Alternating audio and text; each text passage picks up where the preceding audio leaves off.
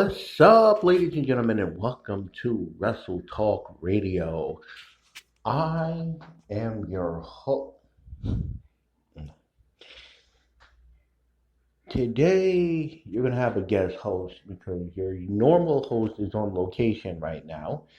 So today, your guest host is me, the Canadian striker, Adam Malcolm.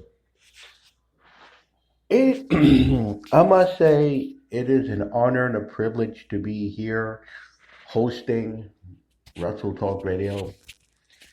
When I got a call from my agent and said that the host of the show, CJ Matthews, will not be here. He's on location, and reporters asked would I like to be the guest host of Wrestle Talk Radio. So I said yes. I couldn't jump at the opportunity to be the guest host of Wrestle Talk Radio, the show that talks about all the other events around the world. I mean, when I was in Japan, I listened to the show a lot. So now I am here talking about Wrestle Talk Radio. Now, I know before a wrestler, you don't often see wrestlers co-hosting this show. I mean, the last wrestler to do that was Shane Jericho, but that's a whole nother issue for another time. So basically, let's get started into the programming. But one thing before we get started, a little programming note. Matters of the Heart will be preempted until later on today, due to the shortage. The host DB will be doing the show on location, and that will be later on today. So let's get on with the top story. So, as most of you know, as a wrestler myself, we train, we eat right, we train hard to do what we do in this business. What a lot of people don't know, that there's a whole lot more to it than that. I mean, you have to be entertaining. You have to know how to talk. It takes a lot to be a wrestler. And basically, for myself, I've been doing this for 8 years. And I spent the majority of my career in Japan before I came to XCW, which that's a whole nother story. We'll get to that a little later. But for me, I've always loved watching guys talk on the mic, guys doing promos. I mean, including myself, when I've actually did a promo where I was bashing the US and all this other stuff. I mean, it's crazy. I mean, and a lot of people didn't like me. And just to make one thing clear, ladies and gentlemen, that was just a character flaw. That was a promo. That I really don't have a problem with the United States of America. I mean, matter of fact, before I trained, a little known fact that a lot of people don't know this, but my grandmother was actually born in the States, actually born in Long Island. So basically, and a couple of my uncles were born in the States before moving to Canada. So basically, you pretty much get the idea what my actual name is, who I'm talking about. But anyway, so basically moving on. So now let's get to the story of what's going on in 3W. There seems to be a hectic situation of what's going on between Devil Dog and James Black. Tuesday, he was in a match, and James Black came out and attacked him. He was attacked in the hallway by James Black. I mean, there's a whole lot of crazy stuff going on. And to be quite honest with you, I mean, a lot of people, from what I've heard, a lot of people don't trust Devil Dog from what happened way back when. And so basically, and a lot of people have their concerns about Devil Dog. And one of the people that have the concerns about Devil Dog is one Shane Jericho. But the only problem with that, Shane Jericho doesn't work for 3 Dub. He wrestles in Japan.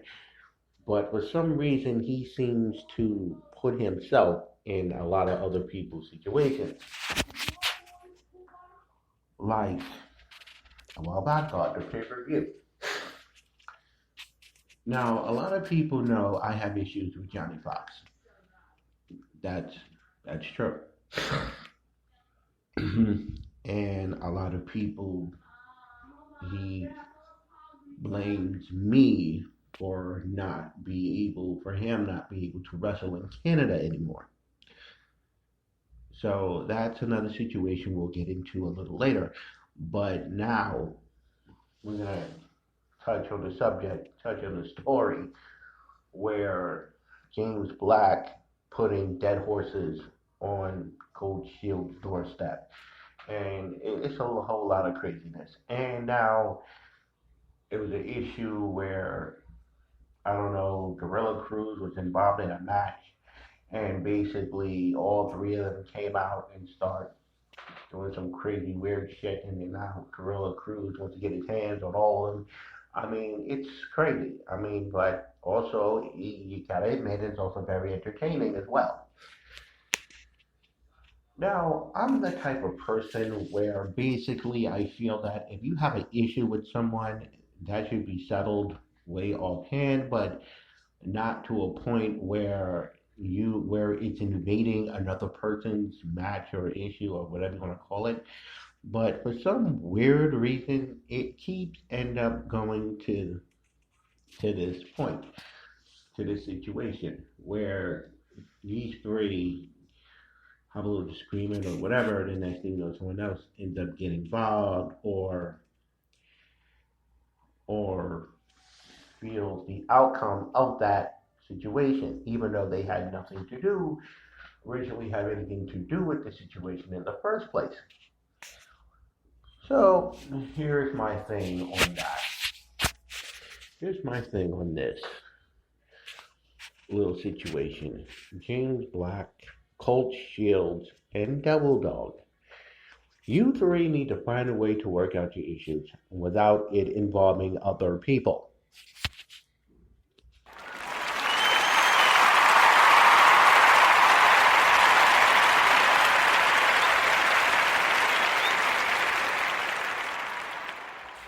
Thank you. Thank you.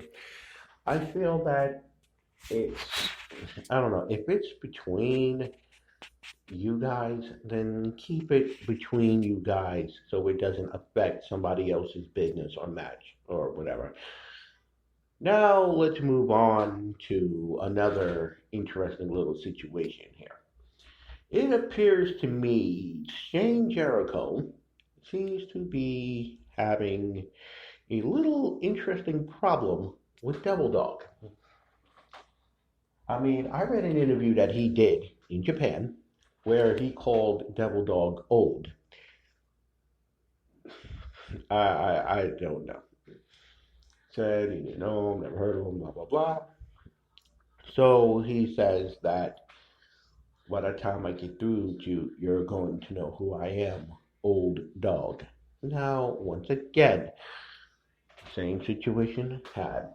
Shane Jericho has a bigger fish to fry instead of worrying about Devil Dog or Manny Ortiz or whatever. And that's another situation where pretty much just picked up on. But we'll get into that one in 5 minutes. But also, my little advice for Shane Jericho. Worry about your own stuff. Don't sweat somebody else's business, man. Don't get it. It's not worth it. If it don't have anything to do, leave it be.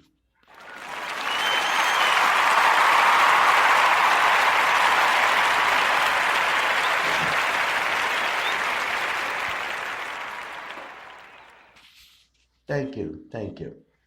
Now, on to the situation with Shane Jericho, Manny Ortiz, and Tyler Ace. Not too long ago, there was a situation where in HWA, Manny Ortiz got attacked by his own, I guess, stablemate, Trey Jeter. So basically, Manny went crazy. Manny went to where he is, and he found out from one of the hand backstage hands that Trey went to California. So Manny got on a plane, head to California, and he beat up multiple people looking for Trey Jeter. So now, basically, Manny is suspended and yada blah blah blah.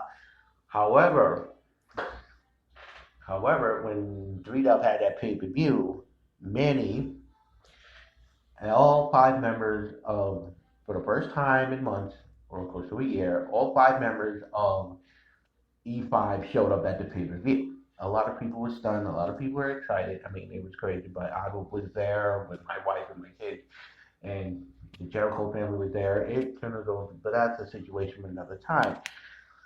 Now, apparently, it appears to me that Shane Jericho has been in Manny's ear talking about, and a lot of wrestlers have been in Manny's ear talking about, oh, how Tyler Ace wasn't there for you and this and blah, blah, blah, blah. I mean, a lot of wrestlers were throwing their hat into that. And basically, and now Shane Jericho has appeared at Manny's home in Florida. Came to his house, came to his barbecue. I mean, it's weird. Like, last time you two were throwing jabs at each other, but now hanging out in his house, I don't know. Tyler Ace feels a little funny about that. And basically Tyler Ace seems to have to feel like he has to defend himself against all these guys. And what he says is also correct. He wasn't even in the building when Tyler Ace got attacked. I mean, a while ago, he was injured in a car accident. So basically now he felt like he's trying to get himself right.